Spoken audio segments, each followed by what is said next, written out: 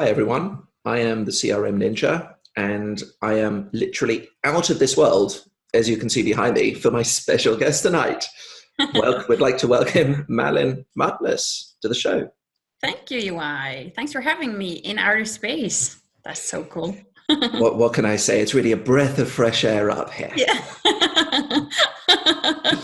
Brilliant. And it's an absolute pleasure to have you on. Now, for those who don't know Marlin, Marlin is an MVP, and Marlin has a very unique distinction amongst the very special MVP crowd because she is the MVP for talent, and she will be the only MVP for talent forever. Yes. Because, of course, talent is now rebranded as human resource. Yeah. So I'm both the first and only ever talent MVP, but I'm also the first human resource MVP. Ah, okay. So they officially recognized with the rebrand. Well, no, I'm business applications MVP. Okay. That doesn't sound so fun. There are 200 other BizApp MVPs. Yes, there are a few of them around. Yeah, we're a big crowd, but and HR is my main focus area so far. Yep. But I'm starting to move a bit further on to marketing. Okay, that's an interesting interesting mix. Yeah, because HR came from, it wasn't fluke, like some company contacted our sales guy and said, okay, could you do marketing? No, could you do talent, a proof of concept on talent? Okay. And he was like, yeah, sure. Trust me, I'm in sales type of guy. Right, yes, one of no those problem. things. Yeah. And then he turned to us and said, okay, who could do proof of concept on talent? What is it? We're like, I have no idea, but I'll do it. So that's how that started. Somehow. Yeah. And I just saw that when I started, nobody was writing anything and I didn't find any information. So I thought, why not? That could be me. Yeah. I took the same tactic when I started my blog last year when I was doing general tech and talking about the Microsoft stack and consulting, but wanting to go deep into tech. And I looked around and there was practically nothing on Omnichannel, which is why I picked up Omnichannel and going with it. And it's really been great so far. Yeah. Yeah. And I just talked to someone in the community today and he was like, okay, I need to look further into Omnichannel. And and I said, well, I know this guy doing great things and having a webinar coming up soon. Yes, the webinar, indeed. Yeah. So now feel free, any questions, feel free to ping me directly. You've got all my contact details. More than happy to help where I can. Perfect. So before we go into your story, I understand there's a fact about you, which I don't know if Chris Huntingford knows it or not, but when he watches this episode, he will for sure, that not only do you do home brewing and make your own beer, but you are a certified official beer judge. Yeah, Chris knows. Okay, Chris knows. Yeah. Good, right. We were in Brussels together in October for Focus. Oh, I heard some stories about that. I didn't realize that you were there as well. Yeah. Okay. I was. Enough said about Brussels. So how did you come into brewing and becoming a judge? Me and my husband's always loved beer and we've tried, our honeymoon went to Brussels. So we had that. And then I started looking at, could we do our own brewing? Okay. And I said to my husband, I've just bought some equipment. Now we're going to start brewing beer. I'm sure he was thrilled. Yeah. Of course, he was in. And then when he started his beer certification, I was pregnant. Okay. So I had to wait a bit to be certified. But then why not? And it's in my nature. I obsess about things. So I don't do things. Yeah, I go all in. Awesome. Yeah. So, and that's why I'm an MVP. Well, obviously, I mean, I thought it was way obvious that I didn't even need to mention that, but yes, true. No, it's people like you, really applying and bringing that knowledge and sharing it. It's really great and really appreciated. Thank you. So it's good fun. No problem. Good. Okay, so Chris knows about that. Good. Okay, so we just now need to make sure that you don't meet up too often, else Chris just won't be able to do anything else. I'm, in that fact, very glad I don't live in London, because I don't think I could do anything other than community stuff. So hilariously, actually, this week, I know this is totally random, but I heard that there's somebody who knows all the pubs in London much better than Chris does, and that's Lee Baker. Apparently, Lee knows every single pub. Not surprised at all. Okay. Yeah, I've met Lee. I've met Lee as well. He's a great guy. I was at Metro Bank this week and took a picture of the wall and said, "Where's your picture on it?" Because it wasn't there. So I didn't realize he was that much. Great guy. But I could see how he knows all the pubs. Okay, right. Well, when you do come to London at some point, we'll definitely meet up, and you'll have to take us on a little tour. Yeah, I'll try to keep up with you guys. Awesome. So, what do you have to share with us tonight? Yeah, my oops story is actually the reason why I started as a consultant. You weren't a consultant before? No, because I was supposed to do marketing. It's my education. Okay. And I was working for a Norwegian customer that was going to change their CRM system from a small Norwegian niche CRM system to Dynamics. Best path to choose. Yeah.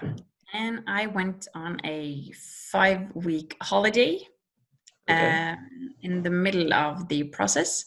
And when I came back, I was just going to be part of one meeting because, well, I had been there for some years. I had worked in different parts of the company, and I knew the company quite well. Okay, you were like a linchpin. Yeah, and I've worked in the system for years and was super duper there. And I sat down at the first meeting with the consultants, and he started going through, and then we have this, and we have that, and we're going to do it like this. And I'm like, why? It's not relevant at all. We don't work like that. Was this a consultant, but from the sales team? No. No? It was the consultant doing all the configuration. Okay, so it's like the functional consultant type of thing in the middle of the project, saying that. Yeah. But the problem wasn't the consultant, because he's a great guy. I know him, so he's good. The problem was the internal team. Oh. Yeah, because my leader didn't have that deep understanding about how we actually did things in the company and how we technically went in the company and the rules, because there were some Norwegian rules and legislations and laws that we had to go through, and he didn't have deep enough knowledge of that. So he just said he thought. So this was a leader, the business leader, whoever it is, and I have no idea who it is, of course, but he was setting out how the company was going to do something without knowing how the actual business units functioned and ran in their processes and how that could be translated into tech. Yep. Okay. And he was the kind of guy that said, and he actually said this during a meeting, well, he didn't understand why it was so hard to just get one more field, because it was so easy to create another field. I have to ask you this question, because this is really on the tip of my tongue now, but how many fields did you have maximum on any specific entity? Many fields. Again, would it beat 700? Holy, in one form? So yes, I was on a project a couple of years ago, and it was being run by IT, and therefore all the 40 odd business units just through the requirements, and IT just kept adding fields, and on the contact form was 700 custom fields. Wow. Yep. That's crazy. Yep. And 40 versions of the form. I mean, it wasn't 700 fields on one form. Yeah, that's why as a consultant, a consultant does that. A good consultant says, nope, we're not doing that. Why do you need that? But so he was basically, he didn't understand the tech, and he didn't have deep enough knowledge of how we worked. So when I came back after 5 weeks gone and said, well, we're not doing that, you've forgotten about that. And they all went, you're part of the team that works with this now. This is now your job. So they forced the solution on you effectively when it was being built when you were away. Yeah. And they weren't done. So I got some things done. But then I also saw that there were people in the company that were dependent on the system. And one of them actually broke down crying because I can only imagine. She's been working with the company for 30 years. Wow. And it was her child, and she poured her heart into it. And then to get a system that just didn't work the way it was supposed to do. And it was just a massive amount of oops, but from all sides. And it's just, when our consultant, functional consultant, said to me, pulled me aside, and he said, after a few months, he said, you haven't considered becoming a consultant. Okay, so he put this idea in your mind then? Yeah. Okay. And I said, not really, but why not? Here is the mantle thrust upon you. Yeah. And then 2 weeks later, both a company working with Microsoft technology and the old CRM company contacted me saying, well, are you interested in becoming a consultant? Obviously, faith is trying to tell me something, so I'll just jump the stars are aligned. The stars. I can point to that. Yeah. Yes. Perfect. So you became a consultant. Yeah, so I became a consultant, and that's basically all those whoops. We used a lot of different words for it. None as nice as whoops. And it was I'm sure. Did they sound very interesting in native language? Yeah.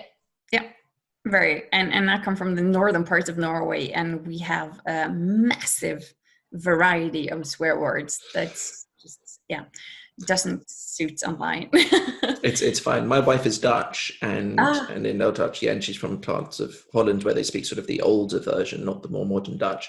So they have some very colourful phrases, which of course when we got married were the first things that she taught me, and things you can't repeat in polite company. The same. My husband is from Chile, so he speaks Spanish, and the first things I learned when we went to visit his mother in Chile, and they asked over the dinner table, so what's the first thing you learned in Spanish? And I'm like, and they're like, what's cat? And I said it, and they just fell off their chairs laughing. They're like, did you learn her that? Yeah. So language is fun, but that's the reason why I wanted to become a consultant. So the lessons that you learned from it, which you apply during your consulting career now. Yeah, because it's one of the most important things for me is to now I know how much it hurts when the system doesn't do what it's supposed to do, and when it doesn't help people. I've been there myself. I have pulled out my hair and it's long, so a lot of pulling. And I know how bad it can be. So it's my take from it all is it needs to be a good system. You can't just talk to managers and think that you will help everyone in the system or in the company get a good system. You need to be able to make a system that works for everyone and actually helps people. And if people are crying in the hallways because of the system, then I'm going to quit as a consultant again, because that just breaks my heart. It's not how technology is supposed to help. Correct. I have this phrase, I keep trotting it out, that technology is there not to shove down people's throats, but to enable and empower the business users and company overall. Yeah, and that's why in Knowit we have this as our guiding star. We help people with technology to get an easier way working, and to make technology work for the companies and not be a burden for the companies. Yeah, that's really amazing story. Thank you for sharing it. Thank you for allowing me to share it. It's my pleasure. So now the question that you know is coming, which is, if you could nominate somebody to appear on the show, who would you nominate? I actually have two Norwegian guys. I'm happy for two. The more the merrier. My fellow Biceps MVP, the first Biceps MVP in Norway, I think. Okay. Martnes, CRM Viking.